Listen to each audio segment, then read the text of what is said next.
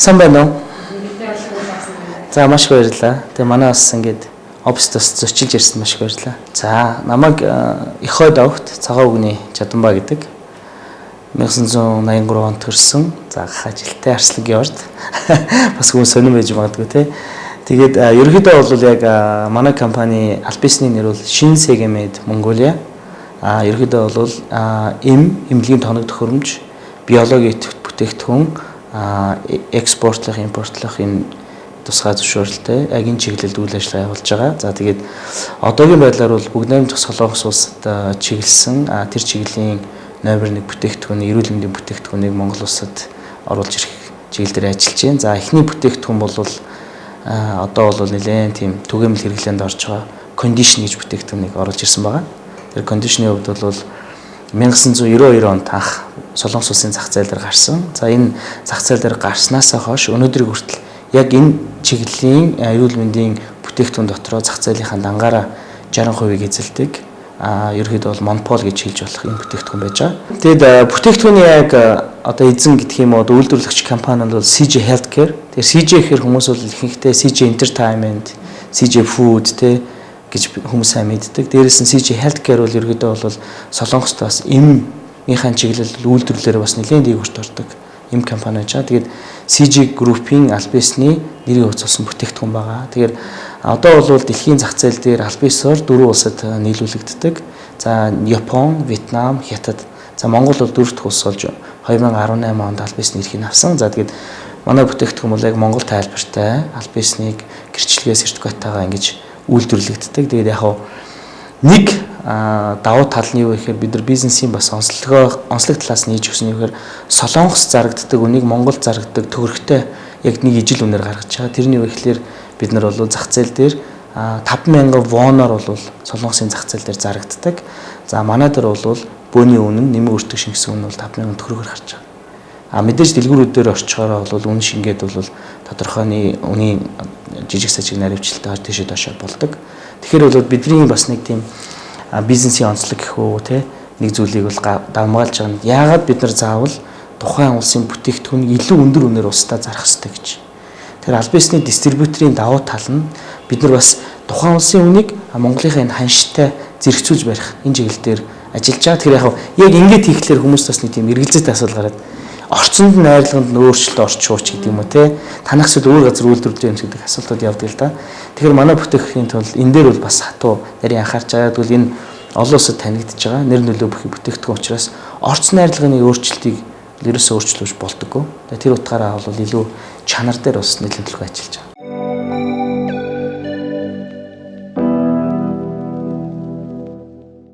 За хувийнхаа хувьд бол яг хуучин төрийн байгууллагад ажиллаж байлаа. За үүнийхээ дараа бас хувийнхаа өөрийнхөө бас өөртөө нэг автет хийх шаардлага бас нэлээд тулгарсан. За тэр утгаараа Сүүлийн үндэсний их сургуульд инженерийн сургуульд Master of Science in Engineering буюу инженерийн шинжилгээ ухааны магистр гэдэг олон улсын зэргийг авсан. За энэ хүрээндээ бол ямар мэргэжил эзэмшсэн бэ гэхээр IT policy буюу мэдээллийн технологийн бодлого төлөвлөлт гэсэн чиглэлээр төгссөн. За тэгээд энэ чиглэлээр бас нэг хурж ирээд нэг төсөл эхлүүлэх гэдэг ерөөдөө судалгааныхаа ажлын шатандаа явж байна.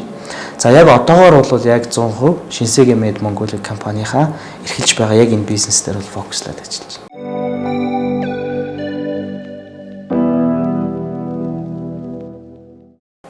Ер нь бол офис өөрөө нэг онцлогтой байх хэрэгтэй. Тэр нь юу вэ гэхээр аль болохоор энд илүү цагийг өнгөрүүлэх үр бүтээлтэй байх хэрэгтэй. Тэр нь юугаар илэрхийлэх тэгэхээр өрөөндөө удаан суух тухай асуудал биш л те. Энд маш их хэмжээний уулзалтууд явж байгаа хэрэгтэй. Мэдээж таны өрөөнд ирж уулзахгүй юм байлаа гэхэд яг энэ офисын чи эргэн тойронд кофе шоп ч гэдэг юм, хоолны газар ч гэдэг юм те бүх зүйлүүд байх хэрэгтэй л те. Ингэж өөрөө цогцолдог. Тэгэхээр манай офисын байрлаж байгааг нэг давуу тал энэ газар нь юу оршдог вэ гэхээр манай офис байдаг. Би доошоо боод кофе уучиж болно, хоол идчихэж болно тийм ээ. Бүх боломжууд нэг доор ингээд төвлөрсөн байдаг учраас илүү би хүмүүстэй харилцахад их амар байдаг. За дээрэс нь гараахад би банк санхүүгийн үйлчлэгээ бас их ойрхон байж идэг ч гэдэг юм. Их олон давуу талууд бүрдсэн учраас би офисынхаа байршил дээр бол илүү их анхаардаг. Тэгээд манай офисын өнөөдрийн байршил ч гэсэн би бол хувьдаа их happy байдаг. Нэгүрэлбэл би аюул олон ажлуудыг нэг доор хийж чаддаг, уулзалтаа ч хийдэг, санхүүгийн ажлыг хамжуулцдаг. За бусад төрлийн арга хэмжээнүүд дээр ч гэсэн идэвхтэй оролцдог учраас өөрийнхөө оффист бол илүү дуртай. Хоёрдугаарт Одоо энэ офсууд бол залуучуудын хувьд их тийм минималист талтай болсон шүү дээ. Илүү их зэгцтэй байх, цэвэрхэн байх талаас болсон. Тэр утгаараа офсийнхаа тогтчлт болоод дотоод зохион байгуулалтын асуудлыг энийг бас илүү анхаардаг. Ер нь бол зэгцтэй байх. Хувь хүнийхээ хувьд ч гэсэн ер нь бол нэг тийм олон юм их дургу. Аль болохоор хүнд хэрэгцээтэй нэгээс хоёр төрлөл юм байх болоо гэж үздэг учраас яг тэр тал дээр илүү анхаарч ажилладаг.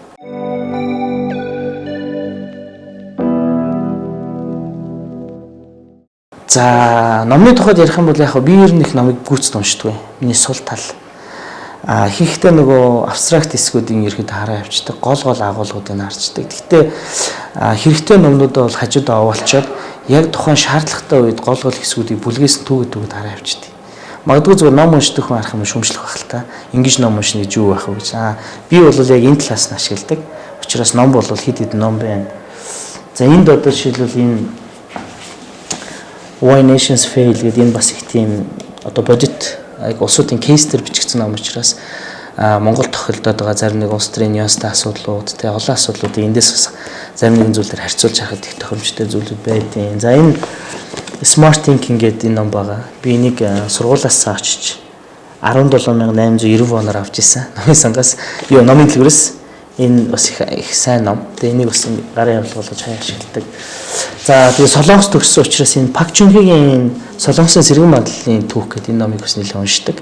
Энэ нэг яг хамтран ажиллаж исэн засгийн газрын гишүүн нь бичсэн учраас их тийм ойрхон ном л доо. Тэгээ яг би энийг заавал уншаад ойр ойрхон хараад идэв гэхлээр Солонгосын хөгжил Монголоос яг 25 жилээр урд явдаг байхгүй. Технологийн хувьд ч тэр, улс төрийн хувьд ч тэр бүх талаараа.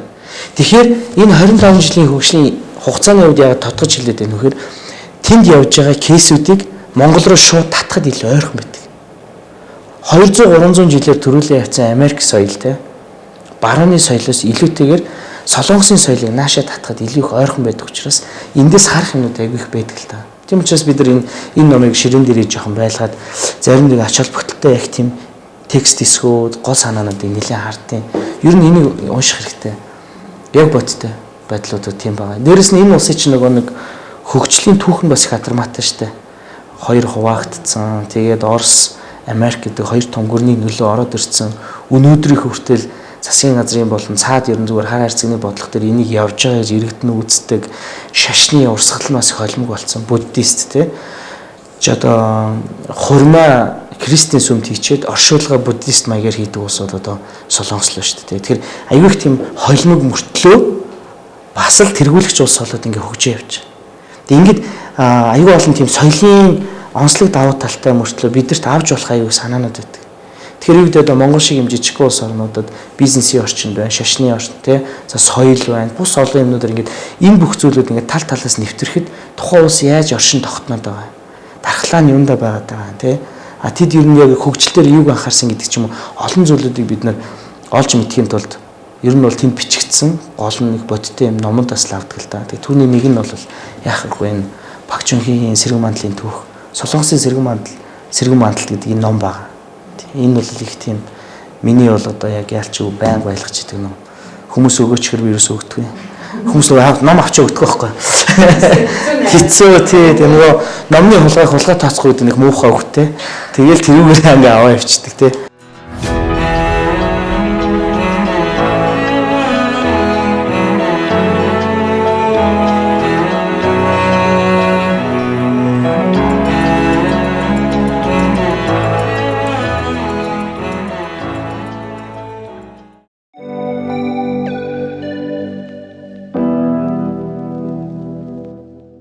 Миний лаптоп л байна. Тэгээ ерөөдөө бол одоо энэ орчин үед бол бүхэл юм яг энэ лаптопын дээр явж байна. Миний имэйл байж байна, хувийн имэйл байж байна. Миний хувийн бүх харилцах те аппликейшнуд байж байна. Бүх зүйл үнцэнтэй энэ дээр л байгаа. Магадгүй миний лаптоп вирустэй ч юм уу энэ ямар нэгэн байдлаар устдаж алга болоход би маш их үнцэнтэй зүйлээ алдах учраас бүх юм маань энэ лаптоп л байж. Би бүгдийг тархиндаа хадгалж чадахгүй шүү дээ. Тэгэхээр би бол хаана хадгалдаг вэ гэхээр энэ лаптопын тоо яг энийхээ хадгалах хэсэг дотор хадгалж байгаа учраас одоо миний өрөөний хамгийн үнцэнтэй зүйл бол лаптоп. Энд дээр миний санаа, миний төсөл, миний тооцоолол тий. Тэгээд бүх юм л энэ дээр байгаа учраас яг хамгийн үнцэнтэй миний лаптоп. Хоёр дахь нь би бол нүдний шилнүүд их хайртай. Олон төрлийн нүдний шилтэй. Тэгээд ер нь бол байн хаач явсан нүдний шилэл хайрлаж явна. Ер нь тэгэл энэ тэнд очиж аялаар явах чи унтахад хүртэл тэгэл ингэж харчаал хамгийн найдвартай газар шилээл тавь шүү дээ. Тийм. Тэгээ шилдэг хүмүүсийн нийтлэг. Тийм нийтлэг юм тий. Тэгээд тэрнийг дагсан нэг аксессуарууд байна. Шилний альчуур тий. Одоо айгүй их тийм үнцэнтэй юм байна шүү дээ тий. Тийм манай цэгүүд шүү дээ. Одоо зарим дутуу байна. Энэ нөгөө одоо бид нар ч нөгөө гэрээ байгуулах шүү дээ тий. Гэрээ байгуулаад ингээл тэмдэглээ явчихдаг байхгүй. Тэнд гэл. Яг ингэж төсөөл хийхгүй бол бид нар чинь ингээ нэг дүүрэг хороогоор нь хараад байгаа юм шиг хэрнээ. Яг хаана бас бид нар нэг тарагта барьж ийнэ барихгүй нь мэдэхгүй байхгүй. Тэрэн зориулж хийсэн. Сонгуулийн хол биш. Зострих биш. Энэ кондишн юм байна тий. Тийм шүү дээ. Хоёр янз ах шиг байна. Тийм энэ болохоор дотор хоёр янз. Ногоон, ягаан. Хоёр янз үйсэн. Энэ одоо шинэ ногоон таны илгийг хамгаалж хорлого тайлна гэд. Тэгээд энэ бид нар бүх тайлбар орцтой бүх юм монголоор тэгээд ингээд албасны борлуулагч Монголд албасны борлуулагч манай нэр мэр бүх юм арч. Тэгээд хүмүүс нэг сони энийг уншдаг юм бэл. Би тэгээд найзуудаа ингээд монгол тайлбарчтай шүү тэгэхээр ингэж харсан. Өө нэр тийм биш үү? Юу н гадаад бүтээгдэхүүн шиг шууд харагдаж штэ. Тий. Тийм сэтгэл төрөлөө. Яг хөө энийг бид нар хоёр ч юм шиг тий. Тий, ерөнхийдөө энэ чинь lady гэж орж байгаа. Энэ болохоор яг хөө ижил төрлийн үйлчлэгээтэй мөртлөө энэ антиоксидант тий, арьс сайруулагч тий. Тэгээ хорт хавдраас өрсөн сэргийлэгч нэмэлттэй байхгүй. Тэгээ маркетингийн хувьд лейдигээ гаргасан. Би нэг зарсан чинь нэг юм аюу анзаарсан. Тэгсэн чинь монголчуудын гендер дээрс амар ашиг өгдөг юм бэл. Дэлгүүрт ингээд энэ ногоон дууссан байгаа байхгүй. Тэгсэн чинь ингээд ягаан байж ин гэж байгаа. Тэгээ энийг ингээд аваач гэдгсэн чинь оо яах наа чи эмгтэн үнийх. Ахгүй гэж байгаа байхгүй. Тэгээ худалдаг чинь ногооноо урдаа авчирж өгөөч яасан бэ гэж энэ лейдиг нь эмгтэйгээд авахгүй байна. Гүг наа чи адилхан үйлчлэнэ. Бараг илүү штэ гэсэн чинь энэ эмгтэйгээд авахгүй байна. Айгуу сонирмогоц. Ирчүүд тэгж байна. Тий ирчүүд харин тэгж байгаа байхгүй тий. Тий. Ер нь бол хаагур галцаа зарагдд юм бэ. Яг уу одоо л ингэж бүх сүлжээ дэлгүүрүүд байгаа. Эми сангууд. За дээрс нь караоке, лаунж, зочдуудлын нэг бид нар юугаар оруулж байгаа. Мини баруудаар. Тэг яг ерөөдөө бол нэг бидний гол таргт юу гэхээр хүн ямарваа нэгэн байдлаар энэний асуудал ч юм уу хэрэгцээ гарахад бүх ойрхон байх цэг дээр нь яаж хүрэх вэ гэж таргт хийж байгаа. Тэр утгаараа ингээд бүх цэгүүдээр хүргэж. Их ер нь сансныгууд бол богино хугацаанд ер нь их сайн хүрч байгаа. Нэг баярлалаа шүү дээ. Ер нь бол бас Монголын залуучууд гэлтгүй ер нь монгол хүмүүс маань эрүүл мэндэд анхаардаг болсон юм байна. Тэ энэ бол бас чухал юм байна. Яг мэдээж амьдрал юм чинь зөндөө хэрэгцээ гарна шүү дээ. Найз нөхдөөгөө уулзсан тий аюул олон хэрэгцээ гар. Тэр болгонд чинь бас энэ нөгөө баяр ёслол чинь бол ямар нэгэн байдлаар алкогольны хэрэглээ байж л гэдэг тий. Тэгээ алкогольны хэрэглэн дээр бол энэ яг төгс зохицол учраас тэр талдаа хэлэхгүй байдаг. Энгийн үед болохоор хэрэглэхээр хоол усруулах хэрэгтэй. Үе бичний өрсөл намдаад байхгүй. Одоо нэг аюул их тэр махцах идчихсэн үе мөй араас нь нэгийг уучхад бол айгуу сайн нөлөөтэй байд. Хэрэглэж үтсэн үр дүнтэй л юм билээ. Бэж байна үү? Ер нь бол хэрэгсэн хүмүүс амар тийм надад гоё мессеж өгдөг байхгүй. За conditions яг нам байсан шүү. Баярлалаа. Би дотор амар happy дээ шүү. За ашгүй дээ гэл. Энд чинь нөгөө нэг энэ чинь одоо юу гэдэг би ч анх удаа л бизнес хийж штэ тий. Тэгээ ингээд бүтээгдэхүүн оруулж ирээ тэр нь хүнд хүрээд тий. Тэгээд тэрэндээ ингээ хүмүүс аюу happy байхлаар аюу урам авт юм бэл. Хөөх ямар гоё юм бэ. Би анх энэ урмыг анх хизээ авсан мөр төц машиныг ашиглан би оруулсан шүү дээ. Ангилын дарга багтаа тэгээд төц машиныг ашигланд оруулаад хүмүүс хэрэглээл өдөрт ингээл 1000 эдэн зүүн хэрэглээлтэй ингээл тэгэл аюу гоё талархлын мессежүүд ирээл аста амар юм байна. Би аста нэр аврагтлаа энэ мэл гэл зөндөө юм ирэнгүүт амар их баярлж байсан. Хоёр дахь нь одоо миний үед кондишнлчихэд байгаа байхгүй. Бас ингээл аюу гоё ингээл те эрүүл мэндийн талаас инглээ аюу happy байгаа. Ер нь бол Солонгос дээр бусад улс орнуудад яг соёлтой хэрэглээнд явдаг байхгүй. Энэ нөгөө архичин гэдэг агуулгаар ерөөсөө биш. Маргааштай анхаардаг, цаг нартгүй ажилдаг те дээрэс нь ингээд нөгөө менежменттэй цагийн менежменттэй явдаг хүмүүс энийг аягүй сайн хэрэглэдэг. Яг тэгвэл энэ угаасаа тэрэнд нь бодиттой нөлөө үзүүлдэг учраас хүн чи эрүүл мэндэ бодоод, ажлаа бодоод нэг хэрэглэж чана. Ер нь бол тэгэл соёлтой хэрэглээ те залуучуудын хамгийн зөв сонголт бол энэ байс 92 оноос хойш байсан. Одоо тэгэл Монголд нэвтэрч байгаа гэсэн. Албан ёсоор. За ярьцлаа үргэлжлүүлээ. Тэгье.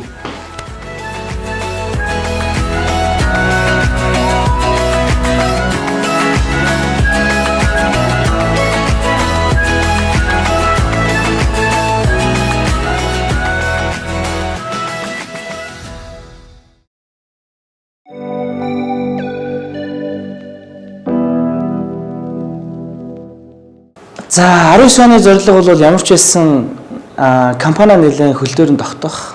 За ерөнхийдөө бол бас санхүүгийн хувьд нэлээд чадварчуулах төр гол анхаарлыг хандуулж байна.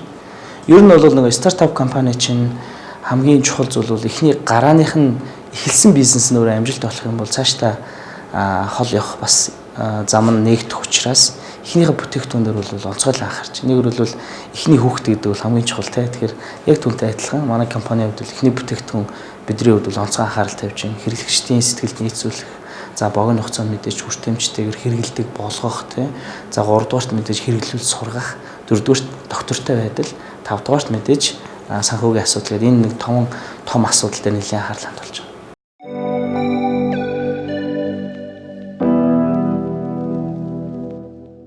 За яг зүгээр улс төр гэдэг ярих хүмүүс бас нэлээд их тийм цэрүүд идэв. Тэгвэл ер нь зүгээр улс төрийн оролцоо чинь хоёр төрлөөр байгаа шүү дээ.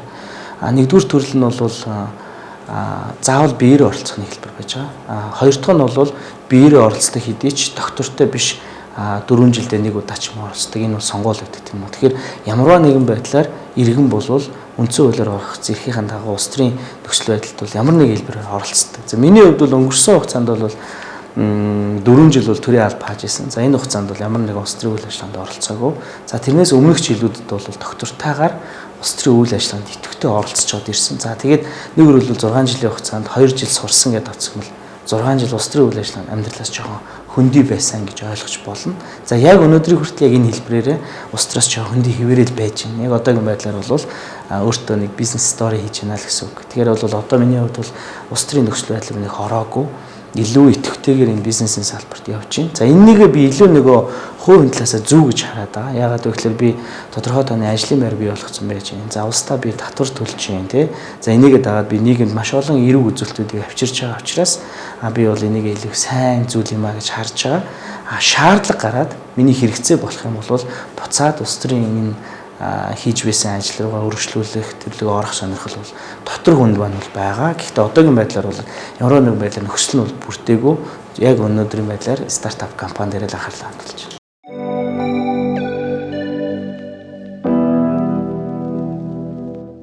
Тэг яг өдөртөдрөө энийг бол хүн болго мэдчихэе. Өөр өөрөөр дүгнж байгаа. Гэхдээ зүгээр эндээс харахад хэтэрхий их тийм попперсэн тал руугаа яваад байна гэж харж байгаа. Тэр нь юугаар ажиглагдаад байна вэхээр гаргаж байгаа шийдвэрүүд, хийж байгаа үйл ажиллагаа, за гаргаж ирж тавьж байгаа санаанууд ихтэй тийм судалгаан дээр суурилсан бус хит тухайн үеийн тренд дээр тулгуурсан байдалтай явж байгаа. Ард түмэнд тухайн үед юу таалагдж байна, тэрийг илүү түлхүү барьсан чиглэлтэй байгаа нь өөрөө жоохон хувийн талаас харахад жоохон хэцүү харагдаж байгаа. Энэ юу гэж юм вэхээр урт хугацаанд Монгол улс бид нар зөв хөгжиё, ирээдүйд зөв юмд очиег бол зарим нэгэн зүйл дээр төр хатуу байх хэрэгтэй. Үнэхээр болохгүй байгаа зүйл дээр буулт хийдэг байх хэрэгтэй. Энэ ингээд нэг зүйлүүд чи өөрөө юунаас хамаардаг вэ? Дандаа бодтой судалгаанууд дээр явагддаг байхгүй. Тэгэхээр миний эзэмсэн хоёр дахь мэргэжил бол IT policy байсан. Гэхдээ IT-гээ тодтоотгоо боловч policy гэдэг аюул том ойлголт явж байгаа. Тэгэхээр policy буюу бодлого гэдэг энэ ойлголт чинь зүгээр нэг хин нэгэн хүн попрод хийчдэг ч юм уу, хин нэгэн хүн санаансаа зохиочдөг зүйл биш л дээ. Альва нэг зүйл өөрөө дандаа судалдаг, судалгаан дээр суурилдаг, анализ хийгддэг байж ич үр дүн илүү оновчтой байдаг л дээ. Тэгэхээр ягаад би зөвхөн зарим нэгэн зүйлүүд дээр сайн зүйл байна. Энийг бид нар бас хилж явах хэрэгтэй. Ямар нэгэн байдлаар юу гэдгийг сөрөг хүчин гэдгээр, улс төр гэдгээр ингээд бүх юмыг муулж болохгүй шүү дээ. Тэн дотор ч аюул сайн ажлууд зөндөө байгаа. Бодлоготой хийж байгаа ажлууд ч алхмууд зөндөө байгаа. Хоёрдугаарт хувийн нөхцөлийн асуудал. Энэ бүр онцгой анхаарч. Бид нар одоо том улс төр яриад хин нэгэн нам улс төрийн хүчин ярихаас илүү одоо бид нар хүний тухай ярих хэрэгтэй. Монгол хүний хөгжил өнөөдөр масар богино хугацаанд дэлхийдээ харьцуулахад хоцрогдох түвшин дээр очиж байна. Бид нар хувийнхээ хөгжлөөр IQ-гаар амар дэлхийд өндөр байгаад байна. Бид нар цээжлэх чадвар сайн байгаад байна ч гэдэг юм уу те. Энэгээр мундаг байна гэдгээр бид нар дүгнээд идэг боловч яг үний эрэхтэй өнөөдөр бид нар орчинд байгаа хүмүүсийг харахад бид нар иргэний босрлын асуудал маань нэг номерт болоо явцсан байна. За тэгэд эрх зүйн босрлын тухай бүр яриад тах зүйл байхгүй. Тэгэхээр төрийн хар харьцагны бодлогоор одоо бид нар хувийн хөгжлийг яах юм бэ? Бид нэг реинженеринг гэж ярьдаг шүү дээ. Тэр шиг тэр нийгмийн босрал олгодог тэр буцаас нэг тогтолцоог яаж бий болгох юм бэ? Иргэдээ яаж буцаагаад бид нар энгийн түвшний стандарт босралтай аваачих юм бэ? Гэдэг юм дээр анхаарахгүй бол бид нар сонгуулаа өгч чадхаа болчлоо. Сонгуулийн тухай ямар ч ойлголтгүй болчлоо. Бүр энэс залхаад эхэлсэн байж нэ. За үүнээс хамаарат өөр сөрөг бодлоо. За энэ улс төрийн шинжтэй юм байна. За гудамжинд гараад үзье. Тийм үү? Гудамжинд бид нар тэр аюулгүй байдлын асуудал нь жолооч төр явж байна. За тэр цэвэр орчны асуудал нь иргэн дээр явж байгаа гэхэд энэ чи өөрөө дахиад босрлын асуудал байхгүй.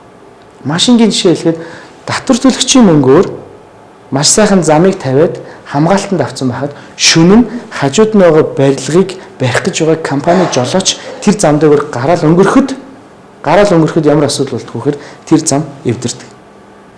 Тэр хинч застдаггүй, хариуцлага хинч хүрдэггүй. Тэгээд ядгүй. Тэрийг яг бид нар эвдэрхий чигээр нь ашиглаад ингээд тэнд машины аюулгүй байдал, эрүүл мэндийн аюулгүй байдал, маш олон аюулгүй зөрчигддөг. Энэ босрлын асуудлыг бид нар ярих цаг болсон байхгүй. Хариуцлагын асуудлыг бид нар ярих цаг болсон. Тэгэхээр одоо бид нар том улстрын ярихаас илүү хувь хүний хөгжлийн асуудлыг нэг номер тавьж анхаарахгүй бол ирээдүйд бид хөгжиж чадахгүй. Бидэрт мөнгө байгаад бид нар түүнийг зохицуулж чадахгүй. Бид нар төсөл байгаад хэрэгжүүлж чадахгүй. Яагаад гэвэл хүн байхгүй юм чи. Хүн байгаа л да. Гэхдээ түүнийг хийж чадах хүн байхгүй. Тэгэхээр энэ чиглэлээр бид нар анхаарах ёстой. Энийг би бол сая Сөүл үндэсний сургуульд хамгаалсан судалгааны ажлаараа баталсан юм л да. Тэр нь яагаад вэ гэхээр миний судалгааны ажлын сэдв маань Монгол улсын мэдээллийн технологийн салбарын хүний нөөцийн чадварыг ажил олгогчийн сэтгэл ханамж талаас нь судалсан. Ер нь дэлхийд яг энэ чиглэлийн судалгаатнууд их ховор байд. Яг тэгэхээр нөгөө судалгаанд оролцогч ажил олгогч маань аюух завгүй хүмүүс байдаг учраас судалгаанд оролцож чаддаг учраас судлаачид оюутнууд тэндээс нөгөө судалгаа бараг авч чаддаг учраас энэ чиглэлийн судалгаанууд их ховор байдаг. Тэгээ энэ чиглэлээр би нэг хуучин ажиллаж байсан бас нөгөө ранга ашиглаад одоо 165 орчим компани захирлуудыг хамарсан нэлээд том хэмжээний судалгаа хийсэн л дээ. Тэгээд энэ судалгаатхан маань бол одоо яг Google Scholar талбайсаар орцсон байгаа. Энийг бас хүмүүс зүгээр сонирхол чадамбаа цагаа өнгөд хайхад англиараа ингэж хайх байж байгаа. Тэр энэ судалгаан дээрээс би юг харсан бэ гэхээр захирлууд нэг зүйлийг хэлж байгаа байхгүй. Гэхдээ энэ одоо юу гэдэг энэ hard skill те одоо техникийн энэ чадварууд нь бол болоод байна. Мэргэжлийн ур чадварууд нь болоод байна. Гэхдээ нөгөө багаар ажиллах чадвар, тасан зохицох чадвар те энэ нөгөө суур чадварууд ерөөсөө энэ хүүхдэд ерөөсөө байхгүй байна гэдэг байна. Энийг бид ерөөсөө 10 жилийн сургуулиас эхлээд аваагүй байна. Их сургуультай авч чадахгүй байна. Тийм учраас бидний нөгөө нэг Монгол улсын онцлог байгаа шүү дээ. Цөөхөн амтай. Тэгээ нэг хүн маш олон зүйл дээр хуурч ажиллах чадвартай байх хэрэгтэй. Одоо та нар дээр ч гэсэн хөтлөгчөө чинь камера янз чинь гэрлээ тавьчин те гэдэг шиг яг энэ дасан зохицох чадвар өөрөө одоо энэ шинэ үеийн залуучуудад бий бол хэрэгтэй болцоод байна. Энд байхгүй нэ гэж. Тэгээ энийгээ дагаад дахиад цааш хувийн асуудал гараад ирж байгаа юм. Этикийн асуудлууд гараад ирж байгаа. Яг нь судалгаанд оруулаагүй, дүгнэлтэнд оруулаагүй маш олон сонирхолтой хэсгүүд байсан л да. Зөвхөн тэндээс ингээл аваад үзэхэд би нэг ажилтныг аваад жил болоод тэр хүн ажилтны жилийн дараа шууд ажлаа ягараа авчиж. Тэгээд яг тодорхой юмны чадвар эзэмшингүүтээ яг ижил төрлийн компани байгуулаагаар авчиж байгаа. Тэ? Ийм нэг аюул том тулгамцсан асуудлууд байд юм байна. За дээрэс нь ингээд цалингийн асуудлууд байж байна. Хүмүүс ингээд залуучууд аяг их төсөөллөөр явж байгаа юм л дээ. Одоо IT-ийн чинь би одоо яг Google шиг компанид орно. Facebook шиг компанид орно тий. Миний офис тийм байна гэл аюугаа төсөөлдөг. Яг тэр төсөл ороод ирэх зүгээр л ширээ сандал юм. Хүүш миний нөгөө гоё орчин яасан бэ. Тэгээ ингээд 2-3 сар ажиллаж ирсэн аа. Би юусоо болохгүй юм байна. Би юусоо өөрийгөө хайж оллоо гэл ингээд явдаг тий. Энд дээр яаж вэ? Тэр нөгөө нэг тэр тасан зохицох тий. Аливаа зүйлийн үр дүн гүйцэх тэр чадвар бас байхгүй болсон. Тэгээ ингээд энэ судалгаануудаас ингээд миний судалгаанаас харахад бол аюул олон сонирхолтой ингээд санаанууд бодит байдал гарч ирсэн. Тэгээд эндээс би юу гэж дүгнсэн бэ гэхээр бид ерөөсөө одоо хувийнхээ асуудлыг нэг номерт анхаарах болсон юм байна. Бид нар одоо англи хэлтэй хүн залуучууд бол бүгд окей нормалны англитэй болцсон. Бүр заашаа 2 дахь 3 дахь хэлийг эзэмшээд эхэлсэн. Гэхдээ хэл өөрөө мэдлэг биш шүү дээ. Энэ мэдлэг олж авах зүгээр л харилцааны гүүр байхгүй тий. Нэвтрэх толино байхгүй. Гол гарцсан байхгүй. Тэгэхээр одоо бидэрт мэдлэгтэй хүн хэрэгтэй юм байна. Стандарт босралтай хүн хэрэгтэй юм байна. Бид нар ингээ хэсэг хугацаанд энэ аюул олон зүйлийг сэглээд өнгөц хэсгээр нь орхицсон байна. Одоо юу гэдэг нөгөө гаражнаас нөгөө нөхдүүд бизнесээ хийсэн гэл IT-ийн томчууд чинь ямгууд за би алах юм байна. Надад сургууль хэрэггүй юм байна те. Би ер нь бол баг энгийн гой санаатай л ах болчих юм байна гэдэг үн эрэхт үг байхгүй. Яг амьдрал дээр тэр ихэнх түүхүүд дандаа цохиол байдаг. Маркетингийн түүхүүд байдаг байхгүй. Тэгэхээр залуучуудад юу хэрэгтэй? Босрал хэрэгтэй. Стандартын босрал хэрэгтэй. Үүнийгээ дагаад дахиад суурь хэмжлэх асуудал урган гарч. Тэгэхээр энэ болгоноос ингээд бид нар дүгнэлт хийгээд цаашлаад бид нар ингээд аюул олон зүйлүүдийг өөрчдөх цаг хугацаа бидэрт хэрэгтэй байна. Хөгжил ярихаас өмнө бид нар ихлээр хүн ярина. Улс төр ярихаас өмнө ихлээр хүн ярина. бид нар хүнээ хөгжүүлсэн байхад сонгодог улс төрийн тухай ярьж болно. Хүн хөгжөөгүй байхад бид нар улс төр ярих бол 33 дахь асуудал. Бид нар төрүүлж улс төрөө ярьсараад одоо хүн болгон ерөөсөө улс төрлөл орох ёстой юм байна. Улс төрөл байх ёстой юм байна, тэ. Эсвэл улс төр хийх ёстой юм байна гэдэг маш буруу ойлголттой болчиход байна шүү дээ. Гэтэл үнэн хэрэгтээ улс төрч хүн гэдэг чинь хүсээд ахаар юм биш шүү дээ. Төмний нүдэн дээр бүх юм нийл байна. Хүснээрээ гарч болохгүй, орж болохгүй, хин нэгэнтэй сууж болохгүй, ярьж болохгүй, тэ. Дээрээс нь бизнес хийж болохгүй. Улс төр гэдэг чинь тийм сайхан зүйл биш байхгүй. Тэрийг ямар хүн хийх вэ гэхээр яг энэ төлөө би 100% бүх юмаа зориулж чаднаа л гэсэн хүн хийх болохоос биш. Эндээс би ашиг хийнэ гэсэн хүн бол хизээч улс төрлөө шаагаад хэрэггүй. Миний бодол ерөөсөө юм байт. Хоёрдугаарт би энийг тэр том сургуульд очиод ч гэсэн баталсан. Тэгээ тэр утгаараа би бол одоо нэг л юм бацууртай байгаа. Би олон залуучуудад зөв хүн болох төлөв шилтэн чадхаараа туслая. Нэгдүгээр. Хоёрдугаар асуудал миний бодтойгоо улстай хувь нэмэр эхний хэлж одоо би компани маань. Би татвараа сайн төлье. Сайн баттай ажлын байр бий болгоё. Цаашлаад би үйлдвэрлэгч болъё, тий. Айцгээ хэрэгцээ шаардлага гарвал магадгүй дараагийн алхам руу орох байх л да. Тэгэхээр нэг нэмрийн асуудал хувийн хөгжил. Ерөөсөө л нөгөө дахин анхдагч уу өндөг анхдагч уу гэдэг шиг л байхгүй. Тэгэхээр хувийн хөгжил бол миний хувьд анхдагч юм байна. Тийм учраас бид нэр ирээдүйд Монгол улсыг хөгжүүлэх мундаг улстай болыг хүнээ хөгжүүлэх цаг нь болцсон. Энэ дээр л бид нар анхаарна. Хөгжихгүй шөгжин. Гэхдээ өшөө бидэрт хөгжлийн өөр том зүйлүүд хэрэгтэй байна. Бид нар одоо сайхан шилэн байшин бариа сурчлаа штэ.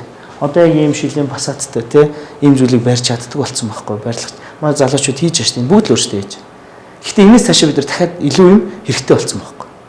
Энийний тухай л яриад байгаа.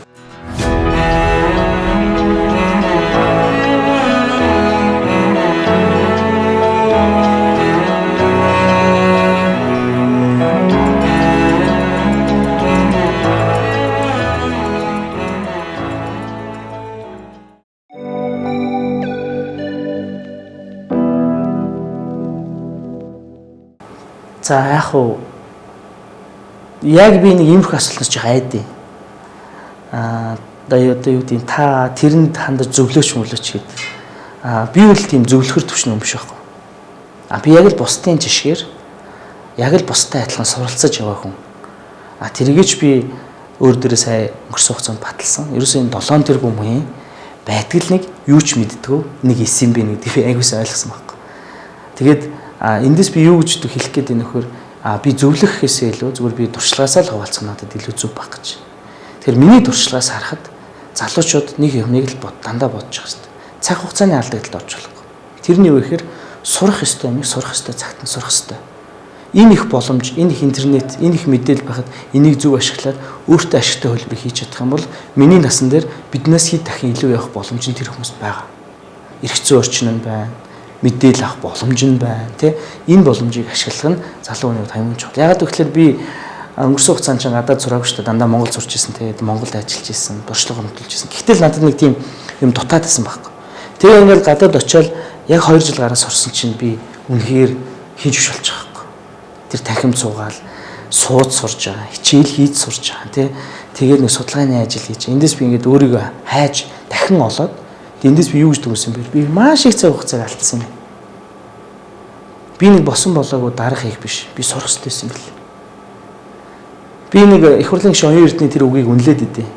Үнэтэй машинаа зараад тий шууд тэр бүх мөнгөө сургуульд өг гэж санаа хэлдэг шүү дээ тий. Тэр үнэн шүү. Цаг хугацааны алдагт хизээч орж болохгүй. Залуучуудын хувьд. Ерөөсөө л яг тэр сурах ёстой цагт нь сураал дуусах.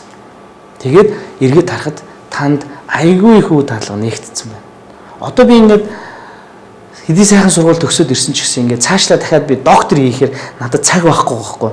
Яагаад цаг байхгүй гэхээр би доктор дахиад 5 буюу 50-аас дээш 7 8 жил сурах хэрэгцээ байдаг олон улсын түвшинд.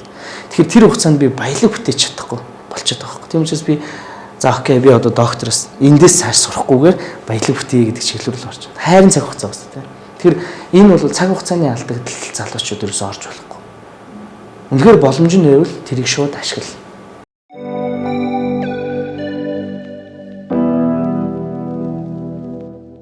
Хоёр талтай.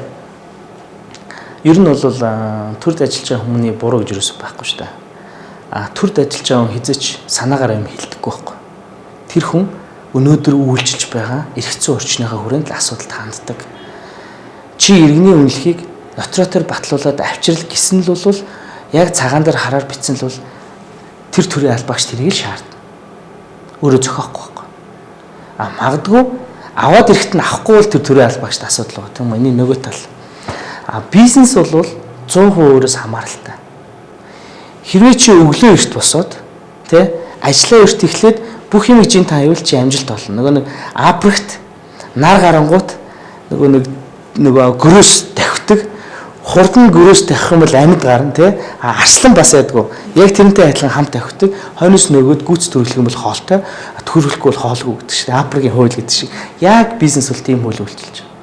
Хин төрүүл сэтгэн хин хурдтай байна хин цагийн менежментийг зөв хийж чадна тэр л амжилт олох магадлал нь илүү 1% л байхгүй. Тийм учраас бизнесийн төрөөс ялгаатай нь ерөөсөө тэр байна. Бүх зүйл өөрөөс хамаарч байна. Бүх зүйл уян хатан чанарыг шаардж байна. Чамаас хизээч гарч болохгүй бүх авиас бизнес дээр л гарна.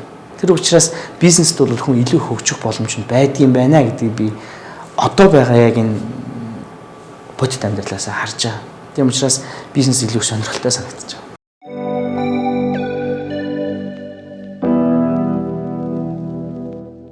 За баярлалаа. Тэгээд яг хуу нэвтрүүлгийн төгсгөлд бас нэг үг хэлэх нь зөв байх. Аливаа зүйл гэдэг чинь 100% үнэн 100% худлаа гэж байхгүй шүү дээ. Хүн өөрийнхөө харснаар, өөрийнхөө бодсноор, бас өөрийнхөө дүгнснээр асуудал ханддаг. Тэр утгаараа энэ бол миний өнцөг байсан те. Тэр утгаараа авахгүйхийн ухаанаар асуудалд бас хандах хэрэгтэй. Тэгээд хэрэгтэй зүйлээ бол залуучууд маань аавн үз, хэрэггүй зүйлээ бол мартаад эсвэл шууд нэвтрүүлгээ зогсоо дараагийн ажилдаа анхаарлаа хандуулаарай.